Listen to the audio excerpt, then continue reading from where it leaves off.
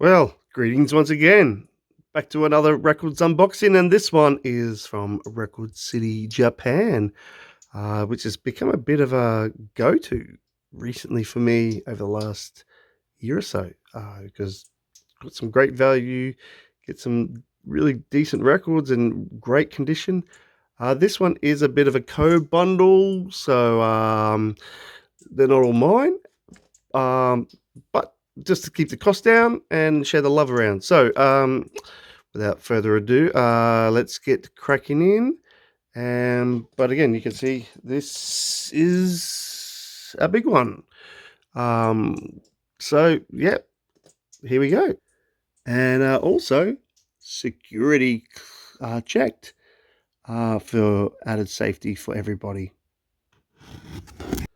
Well, all right. So time to crack this one open. So I don't know what's going to be the go in terms of packaging and stuff inside. Oh yeah, that's right. True to form, as of that last time. Really comprehensively done in here. Yeah. But yeah, so we've got some layers upon layers in here. Oh yeah, yeah, they do a great job. They know what they're doing.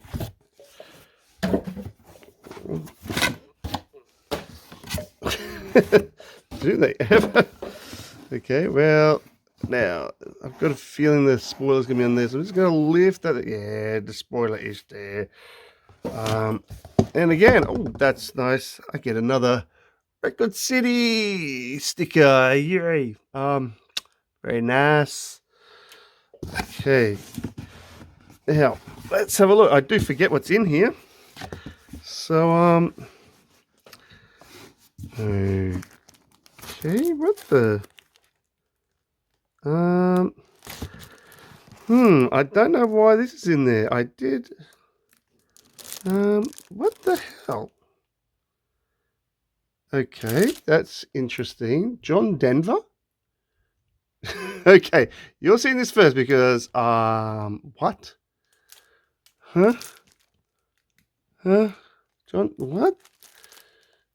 Okay, this is a bit spooky.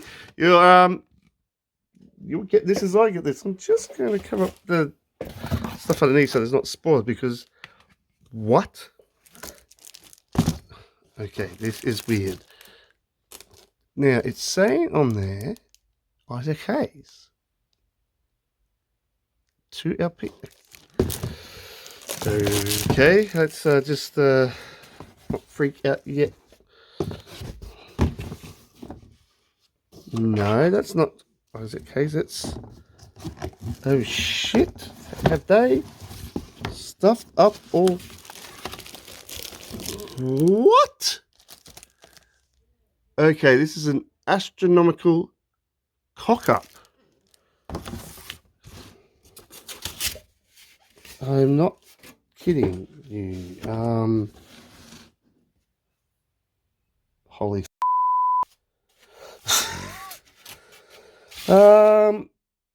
This is terrible news. I don't know what to say.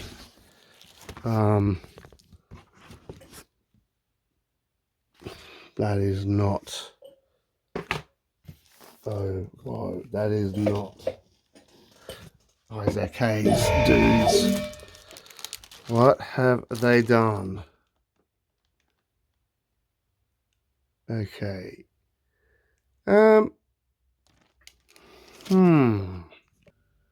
So I'm back after that shocking start, very surprising start.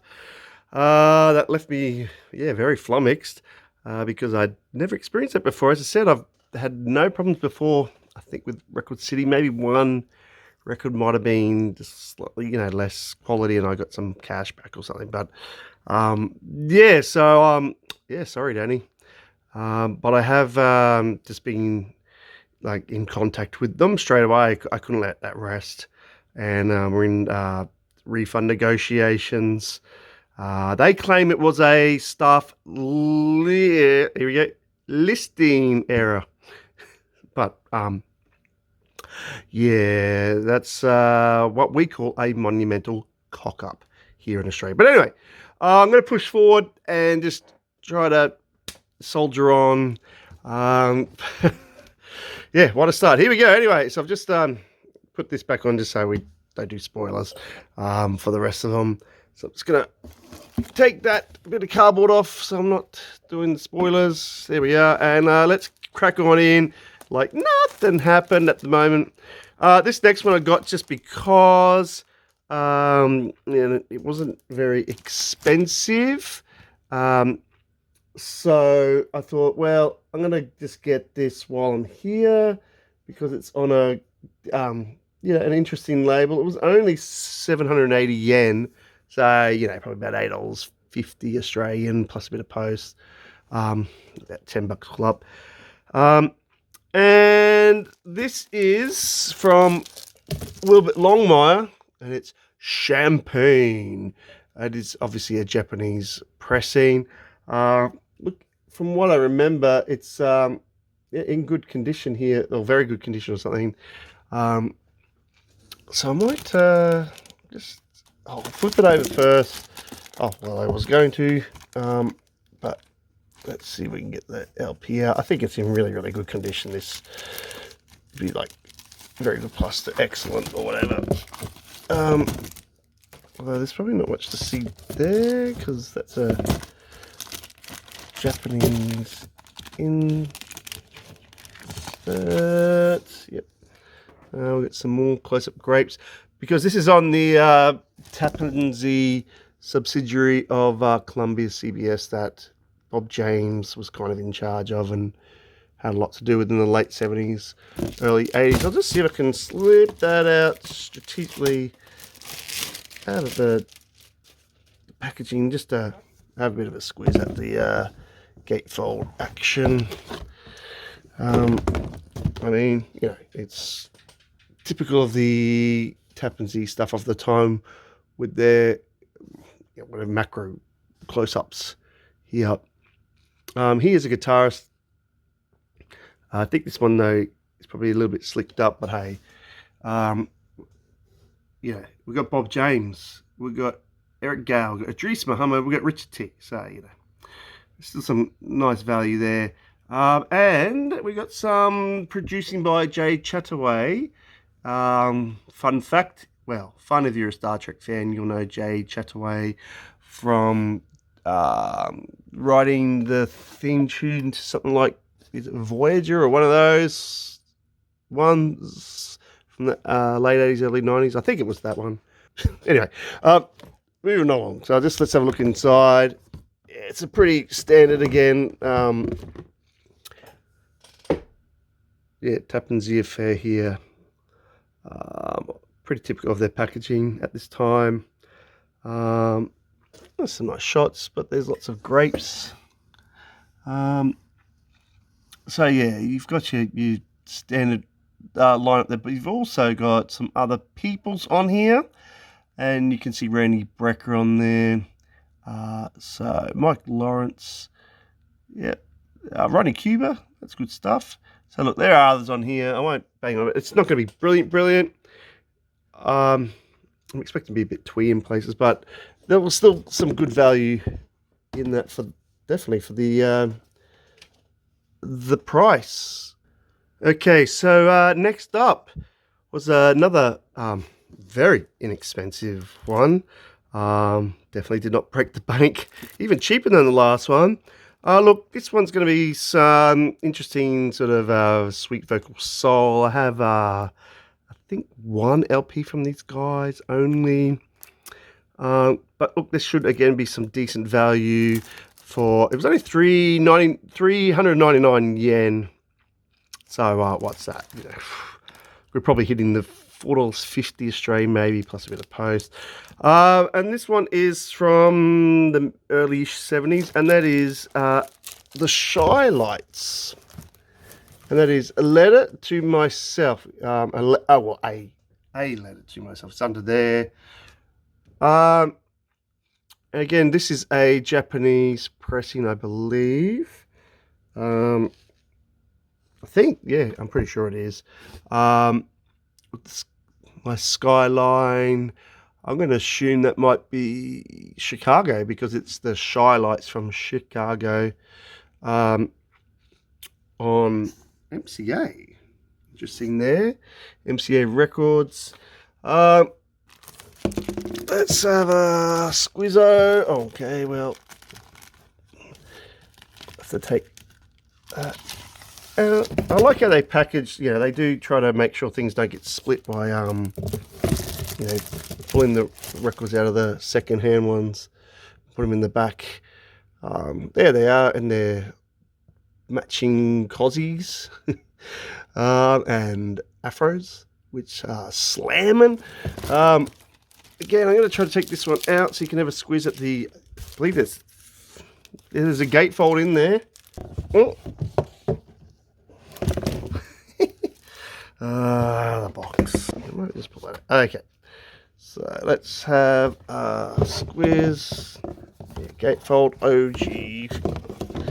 And well, that's really nice, especially for a Japanese one. I mean, you can definitely see. Definitely tell the Japanese there. So I believe this is about 1970. The original was about, I'm going to guess 73. How's that for a guess? I can't tell you that's right or not. This might be a later pressing from Japan. I can't tell you what that is. Usually it shows it like a little something, like a little 73 or something, or year hidden somewhere, which I cannot. But this is good. At least they've got the Japanese interpretation, you know, of the song names and the English there, which is really cool. So you get the 9 songs. Look, yeah, there's gonna be some sweet soul stuff in there. Sometimes a bit hit and miss, to be honest. Sometimes I get a bit too syrupy for my tastes, you know. Let's just look here. Let's see this. Oh yeah, there, right there. Oh, it was in focus. There we go. It's in focus. Yay, 73. See there on the bottom there, little 73 in it. And I don't think it's got a liner because it's got all the notes already on the gatefold. Yeah, so like, and that cover is pretty rock solid, really. Like, there's not a lot, you know. It might be just some slight discolorization there, but it looks the part, a little bit of ringwear. But hey, $3.99 yen. You know, going to take a gamble on that for sure. Okay, next one. Well, this one's got the price on, which helps. And it also says what condition it's in, because I can't remember all the conditions. But again, most of the ones I get are in very good plus, usually for media condition to excellent. Sometimes very good for the covers and that, but usually higher. And this one's to me, and this one is just to nicely have in the collection as a slightly later one for this band, although they're still going, and in a different incarnation, and that is Bad Manners here. We've got with Fat Sound from 1992, which I believe might have been like a German/EU release by this time. Some slightly different band members. Now, I did pay a little bit more for this one. Oh, there you go, Germany. Yeah, it does say Germany there. Very good plus. Yeah, so 2,980 yen. So we're getting to the $2 straight. But look, I'm a collector of Bad Manners. I love their ska stuff, their attitude, and they're just fun vibes. And live, highly recommended. Still awesome. Buster Blood Vessel still kicking it out, even though he's starting to show some signs of slowing it, but he still puts in a great performance. Now this one, yeah, it does have some of the OG members. I think Louis Alfonso is OG. We got Rico Rodriguez, who was not a Bad Manners player, but he played with the Specials for a bit and was an artist in his own right before that. So that's great. They've got Rico on trombone there. It's a throwback to early ska. Martin Stewart, I'm pretty sure, is an OG there. Chris Kane as well, I think, is an OG. There are still some OGs at this time of 92, and then some newer ones as well. Now, I'm just going to see which... Oh, here we go. Oh, that's the lineup. That's right. It's up here. So we've got some scarred up covers, like I Can't Stand the Rain. And I'm sure the Mumbo one up there is as well. The first cut is the deepest. And what's under there is it Skinhead Boyfriend or Girlfriend? I think it's on there. It's a cool song. But yeah, look, it's still kicking on in the 90s. I like my British ska. And I'll kick on to the next one. Now, the next one is not for me. And it's just a cracking record. I do have this, but this is probably even in better condition than mine, to be honest. And I think it was a little bit cheap. It was about the same price. And this is just an absolute, yeah, awesome sort of compilation LP of Vicky Anderson, Message from a Soul Sister. Yeah, it's just that good. So awesome score for Danny here. And this one cost, if I actually print out the list so I could remember these times. Well, it'll help me remember. 2480 Japanese yen. So we're talking about around the 26-ish, 27-ish Australian plus the post. So, you know, really all up about 30 bucks. And it's a cracker. Now, I'm just going to have a look back here. Yeah, I'll just take this out so we can have a bit of a squeeze. But even there, it looks beautiful. That looks pretty damn minty, squinty, fresh, nice and shiny. So that looks even, yeah, just a bit better condition than my one. It looks really crisp.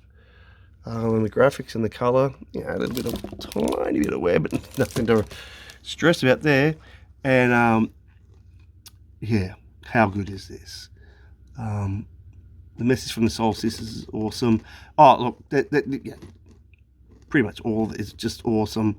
Sure, James Brown is all over this, you can tell, and a little bit of reworking of some of his songs in here, where it says like Hot Pants here. Answer to Mother Popcorn, you know, super good, like super bad. Yeah, there's all of that stuff.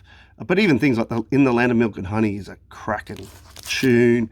We've got a cover of You're Welcome, Stop On By, which might have been, oh, that was Bobby Womack maybe, I think. But anyway, yeah, just brilliant. Brilliant, brilliant, brilliant compilation with every penny there. Absolutely. All right, next up, this one is a cheapo. It really is, and I thought, yeah, I got a couple of these guys LPs in another Record City one. I think it might have been the last one, and so I sort of couldn't resist in a way just to get this for the exorbitant price of 299 yen. So, okay, barely cracking the $3 Australian, plus a bit of pay. I mean, what about $5? And again, in just really, really good condition. And this is a live LP from the conglomerate or ensemble or whatever of crack fusion jazz musicians stuff live. So I thought, well, I'll give them a go live, even though, look, this stuff isn't the greatest together, even though it should be with the ensemble that is Stuff at this time in the late 70s. And this is, I think, 78. Yeah, just for some reason, I don't know if it's the songwriting or something, or maybe the flavour of the time and style, but yeah, like it's really competent and really good in terms of musicianship. I just think the songs could be a bit better. But anyway, we'll see with live. My understanding, they didn't even bother taking the LP out for this one. It's like, yeah, you pay $3, you get what you give, and if it splits. but it is in really, really good condition. Now, my understanding is I think they were supposed to have 2 drummers at this time, and I believe one got sick for this performance because I believe it's a Japanese live performance, Japanese show. But we do have the absolutely awesome Steve Gadd drumming anyway. Cornell Dupree on guitar. Gordon Edwards, very solid on bass. A balding Eric Cale on guitar, so getting a bit more to stretch out here. And Mr. Richard T on the keyboards, that be. So yeah, those cracking musos here. We got some covers, I believe. Let's see. Roadrunners for the cover. Need Somebody. Sign Sealed Deliver. Yeah, Stevie. Yeah, Dixie. I think that's an old song, isn't it? Yeah. Now this one I don't think is gatefold. No. This is slight bit of wear. Oh, it's not going to go on focus. Oh, there we go. Boom. Slight. But look, for the money, hey. I'm not even going to open up to see if there's a line. There's probably a line in there. Alrighty. Cracking along. Next up, this one's a little bit more exciting, I must admit. To get this one, I'm just going to check my listing here. Yeah, look, I didn't pay heaps. So this is 1,480 yen. So we're getting to about the 16, maybe 17 Australian plus post. So probably about 20 or under or up. I'm just going to pull it out of the plastic while I can. And that is some Jimmy Smith with Bluesmith. So yeah, Jimmy Smith on Verve at the time. A bit hard to see that image, if you know, because it's a bit dark in there, but there he is in the shadows, cooking up a Hammond or something there. So yeah, like Jimmy Smith for under 20, or about 20 or under, cannot go wrong. Well, shouldn't go wrong. And I have listened to this. Again, there's some different mix of style in here and I think tempos, but it's pretty well rounded all up, if I remember. Now I'm trying to remember the year on this because it's on Impulse and I can't remember if it's mid 60s or early-ish 70s. Something's telling me early-ish 70s, but let's have a crack. Oh, that's panoramic, isn't it? Anyway, it's great. That's really nice. I like to see that. That's kind of interesting there. They're making it look like it's in a binded sort of book or something. Oh, it's not. It's an illusion. Very clever. Yeah, here we go. Just down here, I just spied at the corner of my eye there. 1972, so yeah, early 70s, this one, which is cool. Good era. So let's have a crack and look here at the person now. Leroy Vinegar on bass. Okay, I did not know that. Which is cool. Teddy Edwards I've seen a couple of times, not a huge name. And Ray Crawford, yeah, I see turn up. Donald Dean, I think he played with Smith a few times, but again, not a massive known name. And Victor, was that Pantoja? Probably Pantoja. So the J is a Y sound, if that's a J. And there. Victor Pantoja. Tolja. On Kunga or Conga. But anyway, so that's a nice sort of setting for a groovy ensemble, to be honest. To have that sort of quintet, or is it a sextet? Well, okay, depending on how many songs they all play on. So yeah, it's got some hit songs here. Straight ahead, Absolutely Funky. Okay, well, you got a song called Absolutely Funky. A lot of promise there. Lolita, Morning Wes, so that's obviously a tribute to Wes Montgomery. Blues for 3+1, and Bluesmith. So, you know, 3 tracks per side. Pretty nice and stretched out. You see some in 10 minutes and then 9 minutes, so, and then some shorter ones. But it's Jimmy Smith, It's early 70s. Really happy about that one. And he looks happy too, Hey, Jimmy. Yeah, I'm happy. All right. Okay. Cracking along, because this is a pretty big box of stuff, by the way. This one I had to get just for the collection because it was cheap and it looks cool. And again, I bought some of these from a series of these last time as a bit of a having a punt, and they're pretty cool. So I went, look, for the price here, this one was 449 yen. So about $5 Australian plus a bit of post. So I'm probably cracking about the $7 mark, maybe, which is really cool. To get this, if I saw this for $7 at a record fair in this condition, I'd be like, hell yeah, just because. This is from the Japanese cop show. What is it? Raw to the Sun or Teo Nihiro or something. Hoero. And this is the Scared. Is it Scared Angel? Oh, it might be Scarred Angel. Like season, I think, from about, what's that, 76 or 7 maybe. It may be earlier. It's nice. It's got a cool obi there anyway, and for this price, cool front cover. Although we can't see all of it under this, I won't pull that off yet. But we'll have a look behind. Oh no, they didn't take the LP out anyway.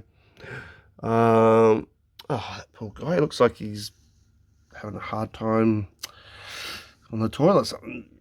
Sorry. He's like, anyway. I know, unless he's been shot in the back. I don't know. Heavy groceries carrying, something like that.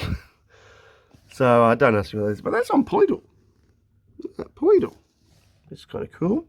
So I might just try to slip this one out and take a look at the contents inside. Now, before I show the contents inside, I did just notice as I was unpacking it, it does, you see there in a little circle, say 75 next to 2,000 yen. So I'm going to assume, because I cannot see any other markings, this is 1975, which is a fantastic year. So I'll just quickly show you the awesome stuff on the inside. There's a booklet here, and when you open up, you get this fantastic poster of the band, who is called, let's go remember, I sort of know, but I'm going to read to get a bit more. Takayuki Inouye Band. INOUE Band. I know you too. But yeah, isn't that cool? So you get a poster if you want to use it as a poster, and then on the other side is this awesome, sort of character thing breakdown from the show. So yeah, I'm loving this already, even though I cannot read scare of of the Japanese writing there. So yeah, but I mean, that's just super cool. Look at that. It's just oozing 70s at me. Just great. These stills from the show. Makes you want to watch the show, really. I wish they had sort of subtitles, something somewhere. And again, keeping up the stylings that I've seen in the other ones, which is just so super cool as well. For those who want to play along at home, you can play along to the music score. So again, double-sided, music score. If you're really that keen. So there you go. Next up, this one, I actually believe I have this on CD. I think that sounds weird, but sometimes I forget. I get things mixed up. Oh, the packaging is just splitting, so I'm just going to get it out of the packaging to make life a little bit easier. Yeah. All right, and that is look, more Jimmy Smith, but this one's with Wes Montgomery, which is kind of fitting, being that he has the song on the other 1972 LP, like one about Wes, or in memory of Wes, or whatever. Sorry, it was called. Here he is playing with him in the 60s, which wouldn't have been a long time before. It's on the Verve label. And I checked the price, because again, I think I got a pretty cracking price on this one too. And that would be, 148 hour game yen. So yeah, 20 or under, or up Australian, which I couldn't pass up for that price. Now, I have taken out the record was out of this one. Oh, it's a gatefold. I just felt it then. It's really heavy. This is the back. Nice full-on in-your-face, big caps, all caps writing there with the track listing down there. We're going down by the riverside. And one of the night train is the James Brown night train. The one he played. I don't think he was the original, but I'm pretty sure he's the one who made it bigger. And Baby It's Cold Outside, I'm sure. So I think they're, except for maybe James and Wes, I'm going to assume that that's more of an original. But let's just have a look at the gatefold for a second. Well, it's out. Lovely. This is, I'm telling you, this is really nice. You can hear it, eh? You use it as a wobble. It's really nice and sort of thick cardboard. Look at that.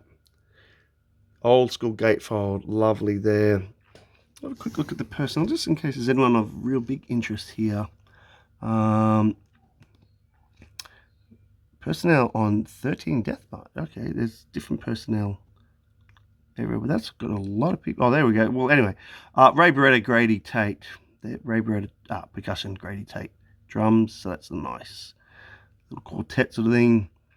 There's Clark Terry's name. Just look at this big Death March one. There's Ray Beretta again. Jimmy Cleveland, yeah, I've had Jimmy Cleveland on trombone, and Richard Davis, yes, on bass. I was listening to him last night with Harold Alexander, I believe. So just trying to look at the other ones. Oh, Joe Newman. There you go. Jerome Richardson, yes. A few plays there. Phil Woods. Yep. But the main thing is probably just the two of them in the smaller setting is probably best. But that again looks in really, really nice thing like that. There's a cracker. I can't even see any. I mean, it might be a later pressing for sure. That's okay, but hey, it's looking pretty good. And the pretty obligatory Japanese liner there. I'm just trying to remember the year. I thought it was about 66, but originally, but I might be wrong. This might be a later, as I said, this looks like it's a later pressing. Looks a lot newer, which is okay by me, as long as it plays nicely and it's presented nicely. Yeah, but yeah, I'll flash up the year. You know, it says 84 there, but this is not 84 because Wes was gone. Anyway, and the vinyl here in the nice with the Verve logo, very nice. But again, I'm just have a squeezy it. It looks super shiny. That super shiny. You could eat your dinner off it if you're some sort of psycho who wants to wreck vinyl, but I'm not that person. Alrighty, yeah. Next up, this one. Look, this is a cracker because this is a Japanese. I don't know if it was a Japanese only, but yeah, I'm pretty sure it was. And I didn't think I was ever going to get this LP. And when I saw it, I thought, yeah, I've got to have this in my collection. Because there's nothing like a little bit of jailbait from about 1977, maybe 8. And that is the Runaways live in Japan. Yeah, Runaways are such fun. Got to admit. So this also, I believe, it feels like, yeah, it's definitely a gatefold. Wow. So it's probably not going to be much if I just do that. I have to turn it this way, but it's going to be a lot more impressive when I open this up. But it's nice to see the cool guitars there. That's cool. Yeah, there you go, 1977. So still pretty early on, eh? And we'll just look at the track listing before I open it up there. Queens of Noise, awesome. So maybe they're promoting their second LP or starting to. Wild Thing, I'm going to assume is the cover. song. Oh, You Drive Me Wild, yep. And Cherry Bomb is there, and we would have been very disappointed if Cherry Bomb wasn't there. American Heights is cool. Neon Angels on the Road to Ruin. So, yeah, before I crack it open, I'll just check the price for this one. Just elude my brain for a second. Runaways. Yeah, 2,480. So, again, we're getting to near the 26, 27 mark. But hey, this is printed in Japan. It's not the usual thing you come across. I've never seen this in the wild. Probably never will. And if I do, it'll be shit tons more than I paid. So I paid probably about $30. Which I'm very happy with because the condition looks really good. Well, all right. So I'm going to show you here what I might have to zoom out, to be honest, because here's the money shot, really. So just bear with me as I just do the zooming without spoilers. Almost. So, yeah, you know what I mean. That's just cracking. Hey, how good is that? With the lovely Joan Jett. Geez, Joan Jett was awesome. Probably still is, you know what I mean. So, and Lita Ford, who, there, that one there, last one there, who went on to do sort of, you know, hot up metal stuff in the 80s or whatever. Sheree Curry there is probably my least favourite, to be honest, the first one, the vocalist. Yeah, but inside we've also got a cracking gatefold. I'm just going to zoom back in here a little bit. If it lets me. Is it going to let me? Oh, well, we're going live, people. Yeah, cracking gatefold, very 70s looking gatefold with the diagonal image layout, really nice. Some nice live shots of them. Yeah, Joan Jett doing some rock and roll lips there, strutting. Really cool. Sheree Curry, yeah, being jailbait for people. Got a bit of lead forward action there. Yeah, so it's really cool. Some nice photos to look at there to get the vibe. But just when you thought it was that good, it gets better, because once, I'm just going to zoom there, once you, I opened up, out came a bundle of stuff. Now, this is exciting, because I didn't know this stuff was in here, to be honest. Well, firstly, we've got, we'll just get this over. We've got the liner here with the lyrics in Japanese there on one side. Oh, it's a booklet. Oh, I didn't even know that. There we've got the English ones, which is nice and cool there. This one, oh, I just felt it open up. I didn't realize. Oh, okay. We got some, looks like some personal messages from the ladies in their own handwriting, and then some in Japanese interpretation next to it. Yeah. Rock on. So there we go. That was some, who was that? That was, yeah, Sandy West. Jackie Fox. Yeah. There's Cherie's really quick. All I can say, Japan, is I love you. I think that's Joan Jett. She gets a bit more in. And some very nice print. But yeah, that's their own handwriting. That's nice. I really like that leader forward there. A bit of a cherry bomb thing there. Wow. Okay. So that's even better, but it gets even better. How, you ask? Well, because it comes with these. Now, from what I can see, and I've just seen this as we go, these are some posters that came with it. And how cool is this? Because someone has taken the effort to take them off their wall, I think. Because if you look there, there's a Joan Jett one. How nice is that? That's great. She's looking really nice there. But look at that. Look, there's pinholes. Okay? So, like, they've pinned it up on their walls or something. And then I looked after it, because they're not that bad. Like, you know, it's just a little bit of pinhole damage there. But then they've taken it off and put them back in, and you rarely see that. If you look on the back here, they've got like a survey or something they did of questions. at the time. And then, yeah, in their handwriting where they've written their answers to these questions here, which I haven't read, but that looks really interesting because they're talking about like who you respect there and the formation and their parents. Height and weight, that's a bit, wouldn't happen these days, but it tells you where they're from and their real name and all that sort of stuff.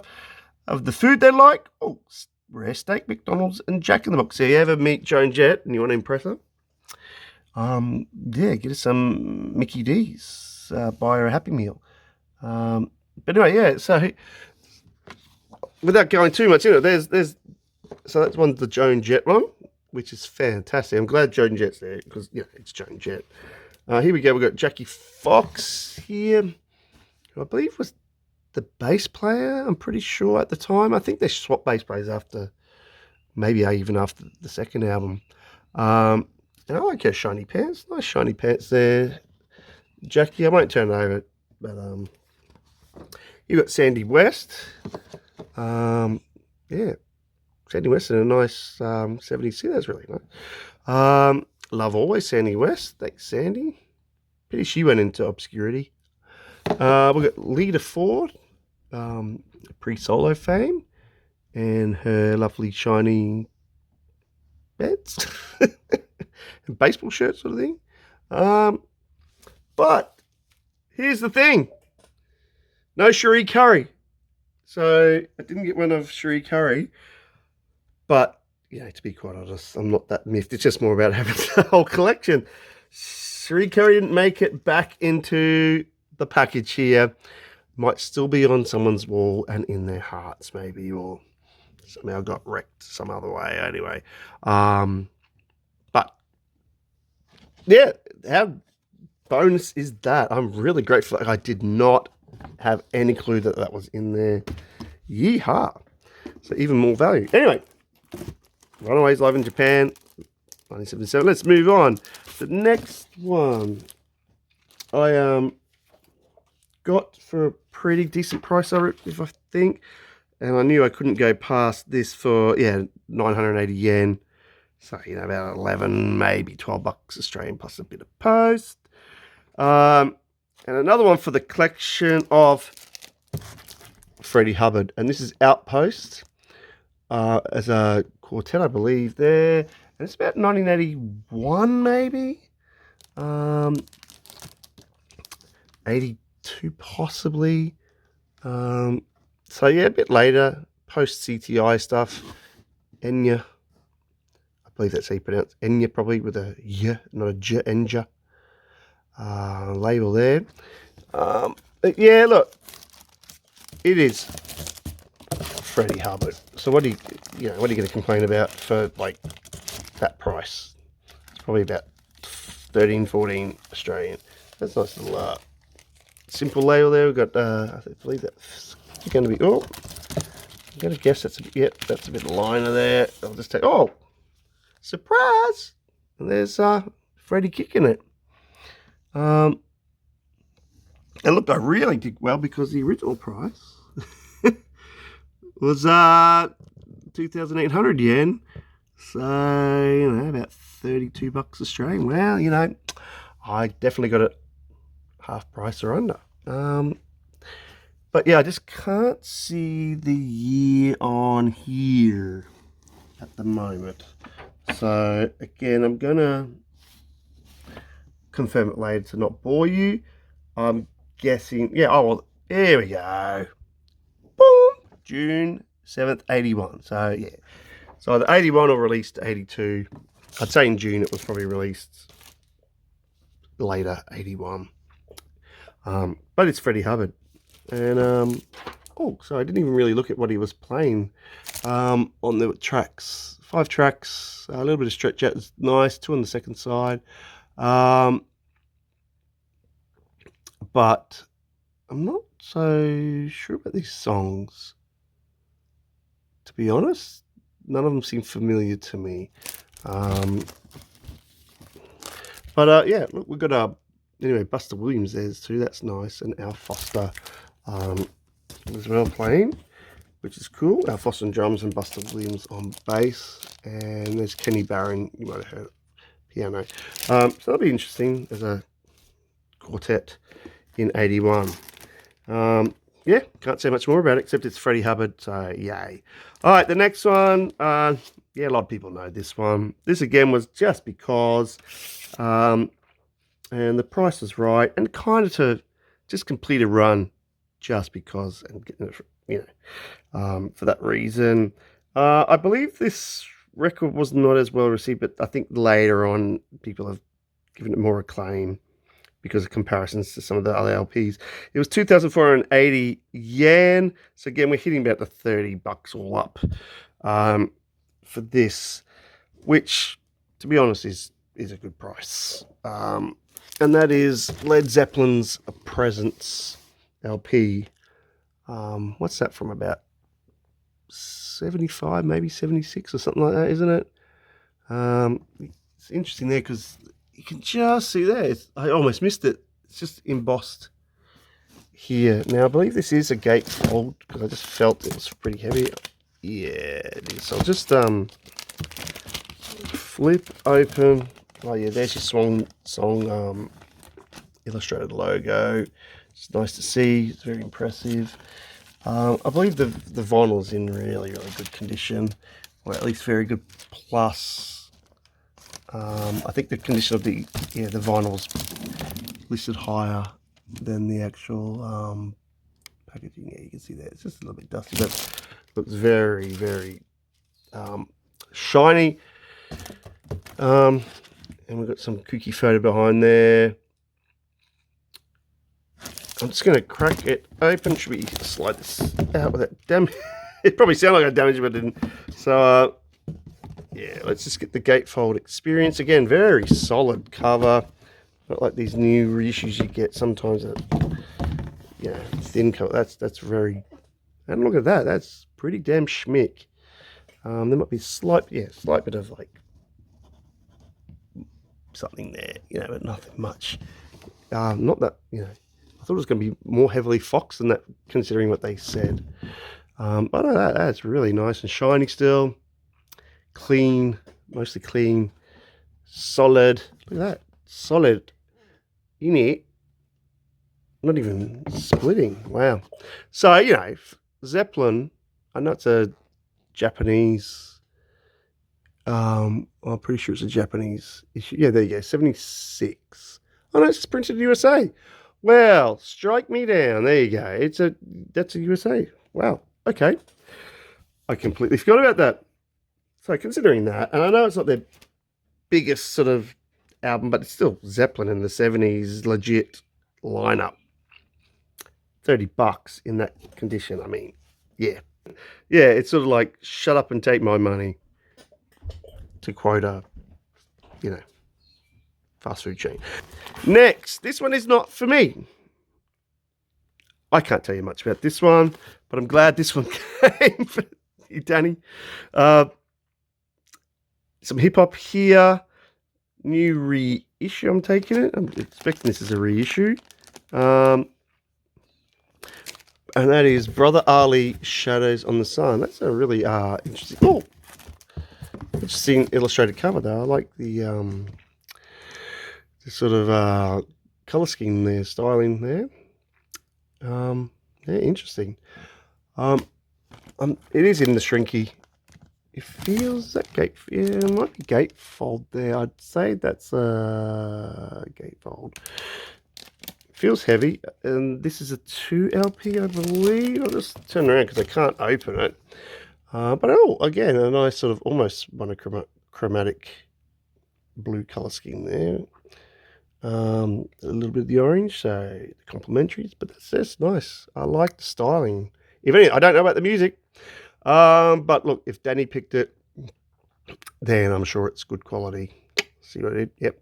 But yeah, I'm glad that came.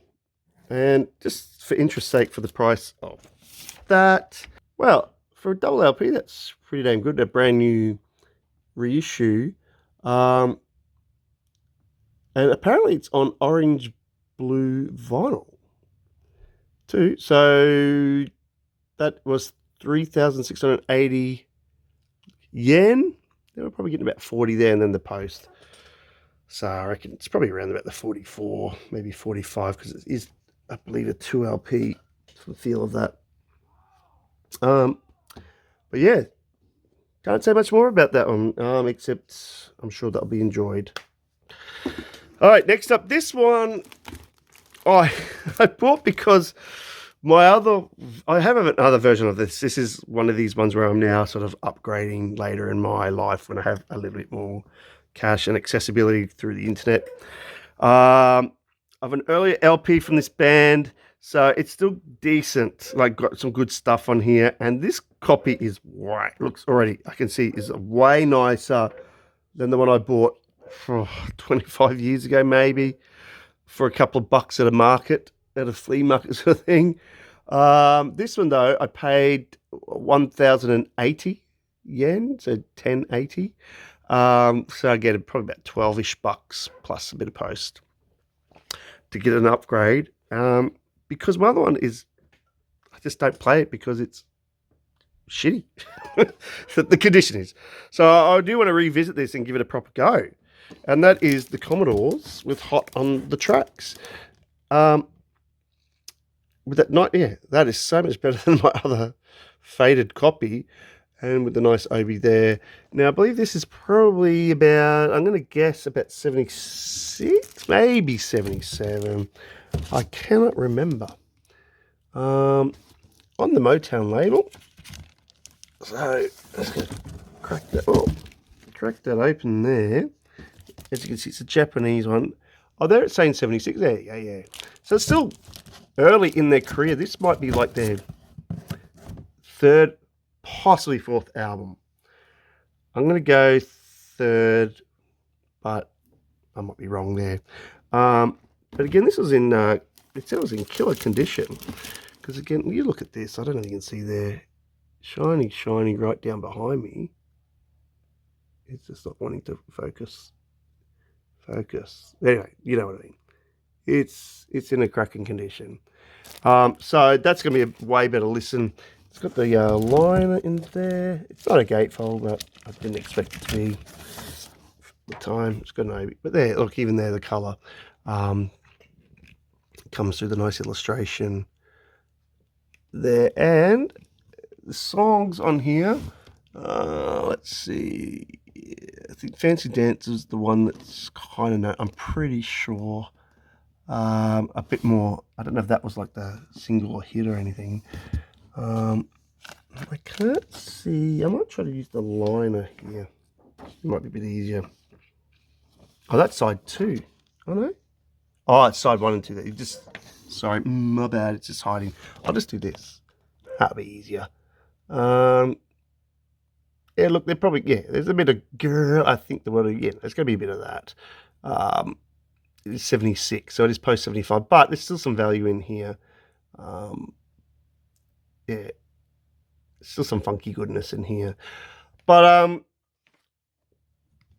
I'm just going to, I'll just pause it and do a comparison to my other one. I'll dig out my other one. So these are not super funds, but we're going to compare the pair here. And I removed the Obi, so I wonder which one's which. But yeah, you can see what I mean. Look at that, the difference in fidelity as such, and color. So you can see why this is the one obviously I've had for years, and look, some brown tapey stuff. I just had a quick squeeze at the LP. I remember I did clean it a couple of years ago, and it came up not too bad. It's sort of got lots of light scratches, so it's not heinous, but this cover, compared to that, it's kind of like when you do see those, when you see those film footage restoration things, and they show you the before, before they restore it and the after. It's a bit like that, isn't it? So, it's not terrible. It's just not great. You can see there, it's quite worn, and there's more sticky tape marks up there. It looks very much like a relic there, whereas, you see that and then you see that. It's like, yeah, you get it. So, it's nice to see the actual colour. come through. That's just a lot nicer package, and the vinyl looks better. As I said, the OG one's not terrible, but hey, after 25 years, I think it deserves an upgrade and give it a proper crack. So that's the Commodore's hot on the tracks. And when I pulled out the other one from my, you can see up there, one's pulled out there. That was, I think, yeah, fourth in line. So according to that, that should be the fourth LP from them. Alrighty, next up. Now this might seem a bit unusual, this LP. I bought this as a bit of a punt and a bit of a nostalgia trip as well. Because I remember this song back in the day and it's so damn catchy. And then it's actually produced by Chic. So Nile Rodgers and Bernard Edwards. So yeah, a bit more clubby, but because they're all over this, I think every track, it actually, yeah, it comes off really well for an artist I don't normally care much about, really at all. And that's I think it's 1980s Diana. Because I always thought, well, yeah, the last couple of years, if I can get this for a good price, I'll buy it. I didn't want to pay too much for it. But with those two on board, and it's still early enough in the piece, 1980, with the standout track, you'll see this though only costs 579 yen. So I get about maybe $6.50 Australian, and it's in cracking condition. And I never see it that's cheap in Australia. So even though I think it sold bucket loads on Motown, and in this, is in sorry, good television, is in top-notch condition. That's just a bit of dusty stuff there. So it's in really good condition there. And I believe it is gatefolds. I'm just going to, oh no, hang on. Japanese liner. Lovely. I think it's even, feels like a booklet, yep. That's nice. If I really want to sing along, I can sing along. And so that's a nice bonus. And it's in really good condition. And I'll just crack open the gatefold, because I think it's just, you saw the photo before on that liner. It's the same one. So, oops, I'll just zoomy out a bit without trying to give spoilers, but just so you can see. I mean, that's impressive. Look how good condition that is in. Not that, as I said, I'm a big Diana fan, but that's nice. I like the grayscale sort of monochromy look there. And then, oh look, you even get a nice color inside one. Yeah, how good is that? It's really solid, rock solid. This for 1980. But the thing about this is, and it's definitely worth the price of admission, I think, even though it's like a little bit clubby, a little bit sort of poppy, is obviously the song. It's called Upside Down. Yeah, I'll just show you here. Yeah, Upside Down. Oh, it's a crack. And if anyone tries to tell you it's not, they're just full of it. It is really catchy, and I just remember that from back in the day. It was one of those early memories, which would have been 1980. So look, I'm going to give the rest of it a go. I don't know what the rest is like. I again just didn't bother for that price to really check it out. I thought, I'm going to pay for that. As I said, the Chic boys are all over it. So I'm sure there's some good value in there, even more value. All right, moving on from a Diana. This LP, again, is going to be a cracker. I've been after this for a little while, and I think I got a decent price. I mean, I paid a little bit more for this one, but it is worth it. I paid, give me a second, I paid, 2,980 yen, so over $30 Australian, plus post, so maybe about 35 all up. But hey, It is a reissue too. I believe it's an 80s reissue of Big John Patton's Let 'Em Roll on Blue Note. From the 60s, I think mid-60s here. So I'm just going to... yeah, so we've taken it out of here, but it looks pretty schmicky. And I think, it's still in the shrink. But I know it's in really, really good condition for that price. Again, if I'm going to pay the price, I might as well get a good copy. Yeah, it's not OG, but... oh no, sorry, this is a 2016 copy. That's all right, that's probably what's still in the shrink. UME copy there. But hey, I believe it's in excellent condition.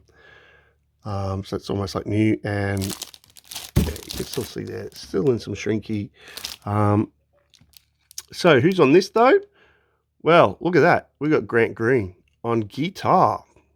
Obviously John Patton on organ. We've got Bobby Hutcherson on vibe. So that's cracking.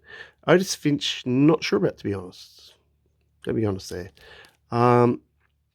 But this is a cracker.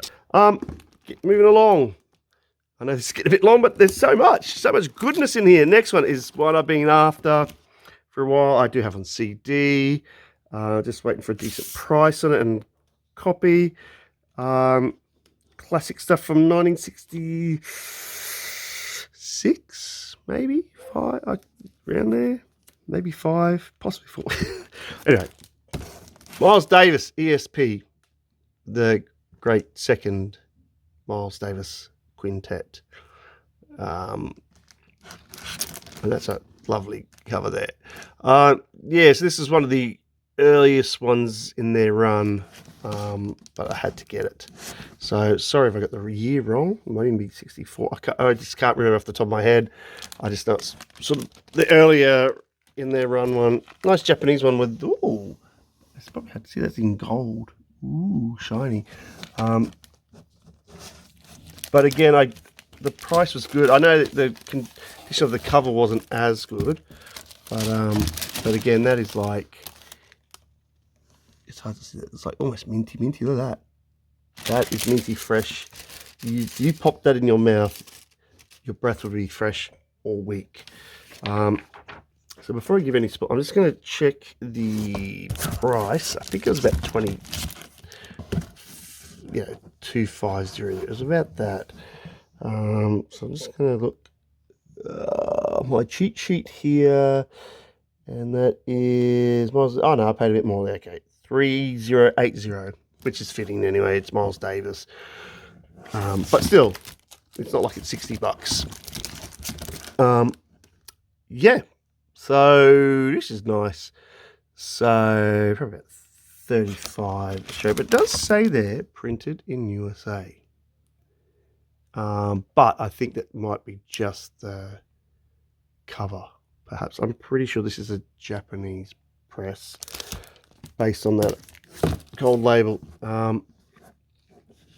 Yeah. Oh, what can you say? This is this is bad filming, but anyway. Yeah. See, there you go. Wayne Shorter, Tony Williams, Ronald Carter, not even Ron Carter, Ronald, and Herb Hancock, not Herbie. Just to confuse me not. Yeah. So I mean, what do you say? It's great. Really nice album. I do have it on CD, but wanted to get all the second great quintet stuff on LP eventually. I think I've got one more studio album to go with that, Nefertiti, I think. But yeah, so that's cracking to get that finally. All right, we're getting down to it. A couple more. Now, next up, this is probably the last one I'm going to get of this man. There is one or two after. I think I'm pushing it. I think this is about 1977. Yeah, look, he's not everyone's taste. Sometimes he can be a little bit too gimmicky, but this one's not too bad. I did listen to it and went, okay, well, fair enough. I can dig it mostly, and it's still got his flavour on here. And that is, it's the Jimmy Castor bunch. Still Jimmy Castor bunch, not just him on his own. Maximum Stimulation. Stimulation in the in the font, the stylized lettering there is vibrating. And it's more like simulation because there's 3 of him. So again, I didn't buy. It's been a heap. No, it wasn't cheap, but to get this to sort of, I think, finish the collection of his decent stuff, good stuff. This was 1680 yen, so 18, 19 bucks, so about 20, 21 all up, Australian. Although it should have only cost me. Is that a 10? Anyway, so even though he's got the sort of later 70s clubby sort of suit there, I don't think he really discos it up or anything that much on here. It's still kind of funky, and it's got that sound where he's got that, I think he's still got the clav happening, clavinet. So, there's still some cool stuff. Except this song here, which was not what you'd really want. I think that's probably the disappointing skip the last track cover song. The other stuff I've heard is typical sort of Jimmy Castor mid-70s sound there.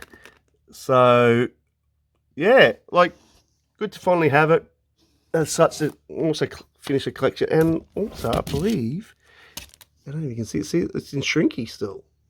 It is open, but it's still in shrink. So wow.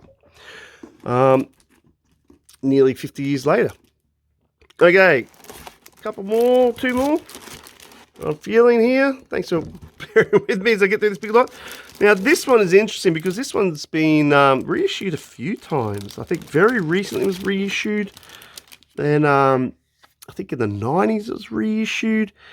Look, it's not the best. There's some nice moments on here, but it's kind of funky and soul. It is 70s. It's an interesting album that gets some props from people, but hey, for the price, I thought, yeah, I'd give that a go because it was basically I think cheaper nearly than reissue price. And it's in really cracking condition. And that is the Jackson Sisters with the Jackson Sisters. And it's on this label Tiger Lily, and I believe that's what it's still on. And from my understanding, this is I believe it's a promo from back in the day. So let's have a look. Oh yeah, it's got a white label, and it definitely says promotion copy. So it's from 1976, from this Tiger Lily Records that I've never heard of until I was checking out these ladies who do some sort of vocal harmonization stuff, soulish sort of things, and a couple of covers, but very minimal on the back if you look here. Very minimal. But see, why do fools fall in love? Rock Steady, the Aretha Franklin track. That's the money there. So I'm sure some of the other ones are probably covers as well. I'm not sure about, and maybe some originals, but white label promo, and it still looks like it's in cracking condition. I'm really impressed with the condition of that. That looks like tasty new. Wow, someone's really looked after that. Price, I'm pretty sure it was about 2500 around there. I'm going to just double check for y'all playing at home. 2580, yeah. 2,580. Again, so again about 30 bucks Australian all up around there. Which is really good value when considering that looks like it's in cracking condition. And let's kick along. One more, lucky last. This is nice to have. I haven't listened to this, but it's the first in a series in the 60s of such records by this fantastic group. Let's just get into it. The Jazz Crusaders at the Lighthouse on Pacific Jazz Records. It was the first of their run of Lighthouse records. Very early 60s. I think this one's about 62 from memory. And the same lineup that they kept until mid-70s when Wayne Henderson bailed. So yeah, look at that, and they're very young. I mean, I think there may be a photo on the back. We yeah, you can see them better. So they're looking very sort of suave jazz there, like cutting edge jazz. But yeah, Wilton Felder, and look, it says Nesbert Hooper instead of Sticks Hooper. Yes, that's his real name there. On drums, Wayne Henderson trombone, and Joe Sample keys.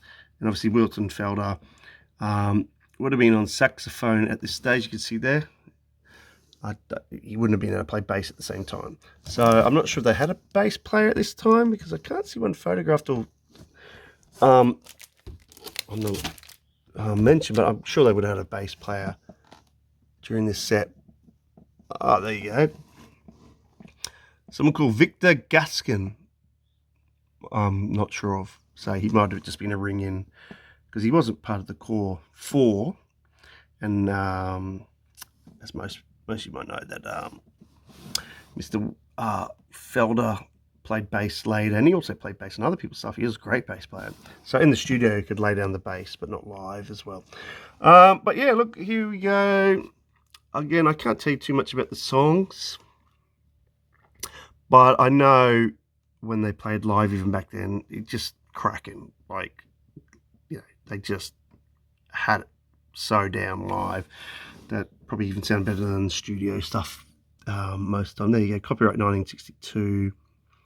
As you go there, and it was recorded. Oh, there you go, on Sunday, August the 5th, 1962. I think so. Anyway, I'm pretty sure there. That's the oh, sit, Jazz Crusader sit. So yeah, look, that's in terms of price.